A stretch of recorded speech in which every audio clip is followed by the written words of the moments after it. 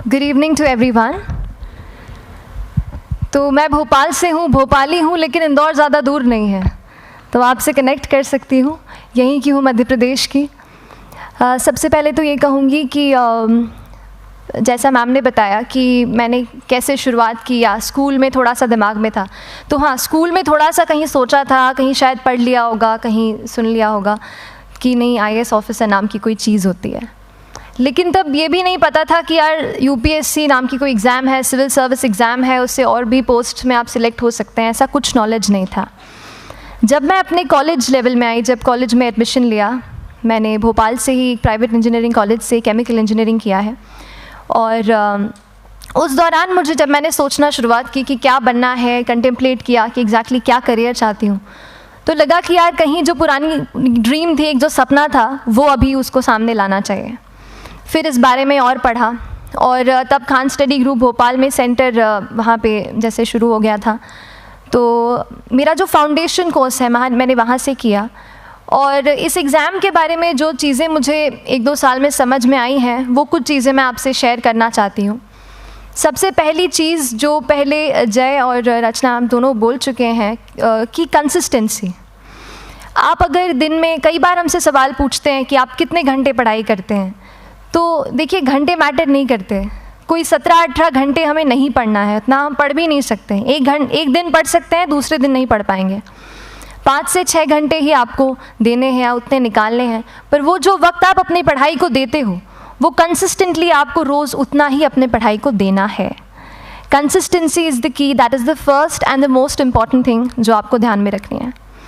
दूसरी चीज़ इस एग्ज़ाम में मुझे लगता है इक्वली इम्पॉर्टेंट है, क्योंकि ये जर्नी लंबी होती है। जैसे एग्ज़ाम ही 1 साल तक चलती है, आप प्रीलिम्स देते हैं, फिर आप मेंस देते हैं, आप इंटरव्यू में जाते हैं पर्सनालिटी टेस्ट के लिए, तो एग्ज़ाम 1 साल तक खुद चलती है। उसके पहले मान लीजिए आप 1-1.5-2 साल पहले से प्रिपेयर कर रहे हो, तो ये जर्नी काफ़ी लंबी रहती है। उस जर्नी में मेंटली अपने आप को मोटिवेट रखना, अपने आप को बूस्ट करते रहना, वो भी इक्वली इम्पॉर्टेंट है। और इसीलिए अपने आप पर भरोसा बेहद ज़रूरी है। You need to have a faith in yourself कि अगर आपने इसमें कदम रखा है, अगर आपने सोचा है कि आप सिविल सर्विस एग्ज़ाम देना चाहते हैं और देंगे, तो आपको ये ठान के उसमें जाना है कि हाँ, मैं ये कर सकता या कर सकती हूँ। ये एक अपना मोटिवेशन, अपने साथ एक फेथ, बिलीफ अपने ऊपर आपको हमेशा रखना है। कमिंग टू प्रेपरेशन की कैसे तैयारी करनी है, बहुत सारी बातें आप सुन चुके हैं कि आंसर राइटिंग में कैसे करना होता है, आंसर राइटिंग का स्ट्रक्चर कैसा होना चाहिए।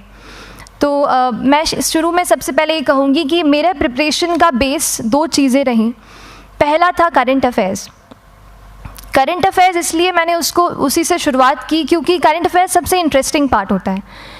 कई बार आपको हिस्ट्री कभी बोरिंग लगेगी, कई बार आपको लगेगा ज्योग्राफी इतना, कभी हर किसी के अपने अपने फेवरेट्स होते हैं। तो मुझे वो 2 सब्जेक्ट्स लगते थे कि यार इतना मन नहीं करता है, लेकिन न्यूज़पेपर्स और करंट अफेयर्स में जो भी नया चल रहा है वो मुझे हमेशा इंटरेस्टिंग लगता था। इंटरनेशनल रिलेशंस में क्या हो रहा है, क्या सोशल रियलिटीज़ हैं, कहाँ क्या हुआ, उसका क्या इम्पैक्ट पड़ेगा एडमिनिस्ट्रेशन पे और हमारे कंट्री पे, तो उसको आप अपना एक बेस बना सकते हो। आप करंट अफेयर्स बेस्ड प्रिपरेशन कर सकते हैं, इसलिए भी क्योंकि अगर आप मेंस एग्ज़ाम देखेंगे तो काफ़ी डायनामिज्म आ गया है, केवल प्रीलिम्स में नहीं बल्कि जनरल स्टडीज़ पेपर 2, पेपर 3 में भी आप देखेंगे कई सारे ऐसे सवाल हैं जो करंट इवेंट से इंस्पायर्ड होते हैं, उन पे बेस्ड रहते हैं। तो जब आप न्यूज़पेपर बेस्ड, करंट बेस्ड पढ़ाई करते हैं तो वो आपका प्रिपरेशन वहाँ से भी कवर हो सकता है। दूसरी जो चीज़ मैंने जिस पे बहुत फोकस किया वो थी आंसर राइटिंग। तो आंसर राइटिंग का जैसे खान सर बता रहे थे कि आंसर राइटिंग की प्रैक्टिस बहुत की, तो उसके पीछे मेरा ये था कि जब मैं हमेशा प्रीलिम्स का कोई भी पेपर टेस्ट देती थी, हम मॉक टेस्ट देते हैं, तो मॉक टेस्ट देती थी तो हमेशा मेरे मार्क्स करीब 90 to 110, 120, इससे ऊपर मेरे कभी मार्क्स नहीं जाते थे। तो मुझे हमेशा ये डर था कि यार प्रीलिम्स में कहीं मेरा कुछ, क्योंकि कट ऑफ भी इसी कुछ रेंज में जाता है, तो हमेशा लगता था कि यार कुछ गड़बड़ यहाँ ना हो जाए। लेकिन जब मैंने आंसर राइटिंग की और मेंस एग्ज़ाम के बारे में जाना, तब मुझे लगा कि आंसर राइटिंग एक ऐसी चीज़ है, मेंस एक ऐसा फेज़ है सिविल सर्विस एग्ज़ाम का जहाँ पे आप अच्छे से तैयारी कर सकते हैं। And if you have written the answers, if you know कि you have covered the points well, if you have included उसमें कुछ आपने facts, international reports, government schemes, आपने कुछ ऐसे उसमें सॉल्व भी डाला है, तो जो रिज़ल्ट आएगा वो सेटिस्फैक्ट्री ही आएगा, अच्छा ही आएगा। तो मेंस एक ऐसा पार्ट है जिस पे आप काफ़ी बैंक ऑन कर सकते हो। मैं जब पर्सनालिटी टेस्ट भी मैंने दिया तो इस बार भी आप नंबर्स देखेंगे तो आसपास की रैंक के हिसाब से मेरे नंबर्स उसमें कम हैं, लेकिन it is just the general studies and the answer writing part, जो मेंस के जो वो है मार्क्स हैं या मेंस का जो एक फैक्टर रहा, वो मेरे लिए सबसे ज़्यादा इंपॉर्टेंट डिसाइडिंग फैक्टर रहा है। तो अपना एक्सपीरियंस यही बताऊंगी कि आंसर राइटिंग पे आप विशेष फोकस कीजिए। जैसा स्ट्रक्चर आपको बता ही चुके हैं कि इंट्रोडक्शन में कैसे आपको शॉर्ट रखना है, बॉडी एंड देन कंक्लूजन, उसमें छोटी चीज़ जैसे मैं अभी मेंशन कर रही थी, आप एक इंश्योर कीजिए कि देखिए जो भी एग्जामिनर आपकी कॉपी चेक कर रहे हैं वो दिन में 10, 15, 20 कॉपीज़ चेक कर रहे हैं, तो उन सब से आपको अलग कैसे आप अपनी कॉपी दिखा सकते हो, ये चीज़ आपका प्रेजेंटेशन और आप जिस तरीके से आंसर लिखते हो कंटेंट को, वो मैटर करेगा। आप इंश्योर कर सकते हैं कि आपके आंसर में कुछ फैक्ट्स, गवर्नमेंट की स्कीम्स, कुछ कमिटीज़ बैठती हैं, जैसे एक प्रिवेसी पे जस्टिस BN श्रीकृष्णा कमेटी की रिपोर्ट आई है, तो आप मान लीजिए आपको कोई प्रिवेसी पे सवाल आ गया तो आपने उन कमेटी का नाम कोट कर दिया। ऐसे बहुत सारी कमिटीज़ होती हैं। कुछ इंटरनेशनल रिपोर्ट्स आते हैं, वो आप उनको इनके बारे में लिख सकते हैं।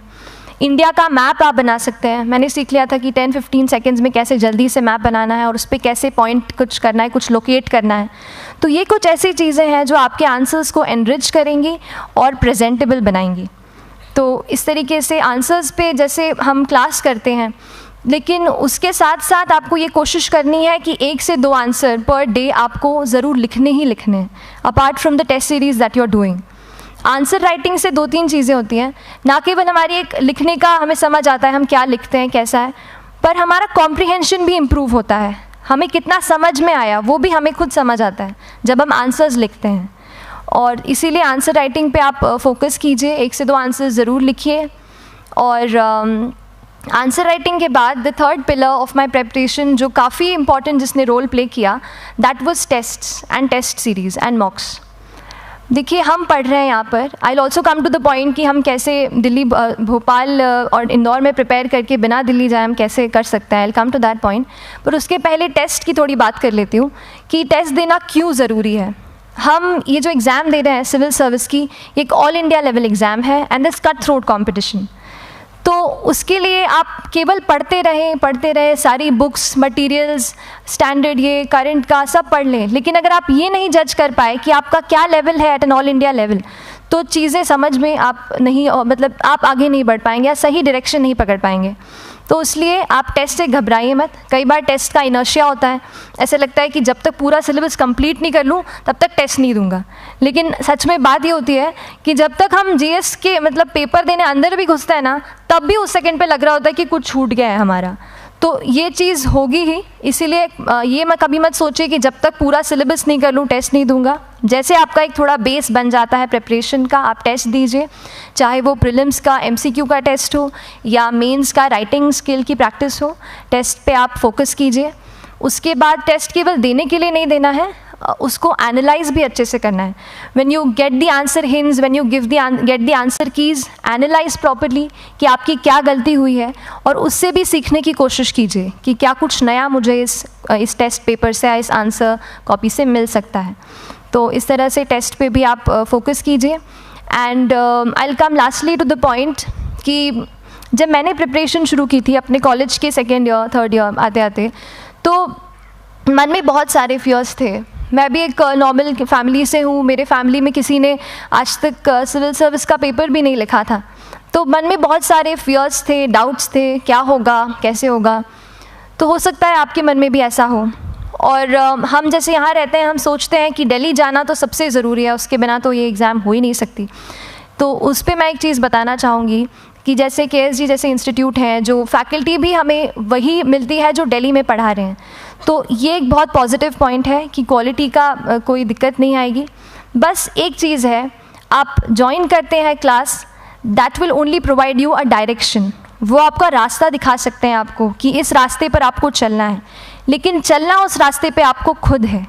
You have to work on your own. कभी ये मत सोचिए कि मैं वहाँ नहीं जा पा रहा हूँ तो नहीं हो सकता, यहाँ है, तो हम एक्सक्यूज़ेस बनाते हैं। कई बार चैलेंजेस आते हैं।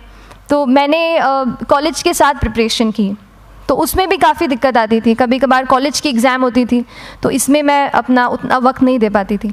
तो उस मोमेंट पे फिर प्लानिंग ने मुझे बहुत हेल्प किया कि हम किस तरीके से अपने कॉलेज के एग्ज़ाम के लिए प्लान कर लें, जैसे मैंने इंजीनियरिंग की है और मुझे पता है कि हम इंजीनियर्स 1 महीने से ज़्यादा पहले से पढ़ते नहीं हैं, पढ़ते हैं क्या?